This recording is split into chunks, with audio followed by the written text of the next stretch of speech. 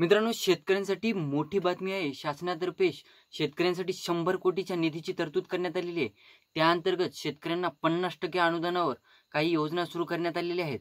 तर ती योजना कोणती आहे, त्याचबरोबर कोणत्या जिल्ह्यातील किंवा कोणत्या शेतकऱ्यांसाठी ही योजना असणार आहे, 100 कोटींची तरतूद 50% अनुदानावर, या योजनेअंतर्गत कोणते शेतकरी कोणते लाभार्थी पात्र ठरणार आहेत, त्याविषयीची सविस्तर माहिती आपण या व्हिडिओमध्ये बघणार आहोत। तत्पूर्वी जर चॅनलवर नवीन असाल तर चॅनलला सबस्क्राईब करा आणि समोरील बेल आयकॉन बटन दाबायला विसरू नका। तर नमस्कार मित्रांनो, मी राज सूर्यतळ, स्वागत आहे तुमचं आपल्या यूट्यूब चॅनलमध्ये। मित्रांनो, नेहमीच शासनातर्फे नवनवीन योजनेला आणि शेतकऱ्यांना अर्ज करण्यासाठी प्रोत्साहन दिले जाते। याच पार्श्वभूमीवर मित्रांनो, शेतकऱ्यांसाठी 100 कोटी रुपयांची तरतूद करण्यात आलेली आहे। तर ती योजना कोणती आहे, तर शॉर्टकटमध्ये आपण माहिती घेऊया या योजनेविषयी। तर मित्रांनो, जवळपास जळगाव जिल्ह्यातील केळी उत्पादक शेतकऱ्यांसाठी ही गुड न्यूज असणार आहे।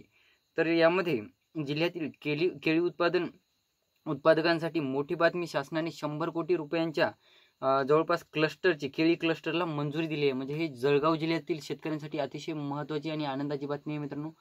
शासनातर्फे 100 कोटी रुपयाच्या केळी क्लस्टरला मंजुरी देण्यात आलेली आहे आणि त्यामध्ये जवळपास केळी शेतीला नवा आयाम मिळणार असून जिल्हा व महाराष्ट्रातील केळी उत्पादनाचे आंतरराष्ट्रीय केंद्र बनणार आहे। म्हणजे हे जळगाव जिल्हा महाराष्ट्रातील केळी उत्पादनाचे आंतरराष्ट्रीय केंद्र बनणार आहे, असं देखील शासनातर्फे सांगण्यात, म्हणजे शेतकऱ्यांना प्रोत्साहन दिले जाते।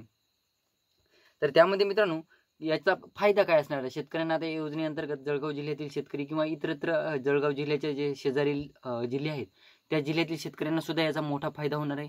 तर याचा फायदा काय असणार आहे, महत्त्वाचा टॉपिक ते, तर याच्यामध्ये केळीची योग्य साठवणूक आणि निर्यात क्षमता वाढवण्यासाठी, त्याचबरोबर कोल्ड स्टोरेज आणि वेअर हाऊस उभारणीसाठी, म्हणजे याच्यामध्ये शासनाचं असं म्हणणं आहे की बाबा केळीची योग्य साठवणूक आणि निर्यात क्षमता वाढवण्यासाठी, म्हणजे जे जिल्ह्यातून केळीची निर्यात क्षमता वाढवण्यासाठी, जास्त दिवस केळी साठवून ठेवण्यासाठी, त्याचबरोबर कोल्ड स्टोरेज आणि वेअर हाऊस उभारणीसाठी। म्हणजे आता तुम्ही जर समजा यासाठी अर्ज केला आणि या अर्जाअंतर्गत तुम्हाला जर हे जे क्लस्टर आहे त्याची जर तुम्हाला उभारणी करायची असेल, त्यासाठी कोल्ड स्टोरेज आणि वेअर हाऊसच्या उभारणीसाठी तुम्हाला 50% अनुदान मिळणार आहे मित्रांनो।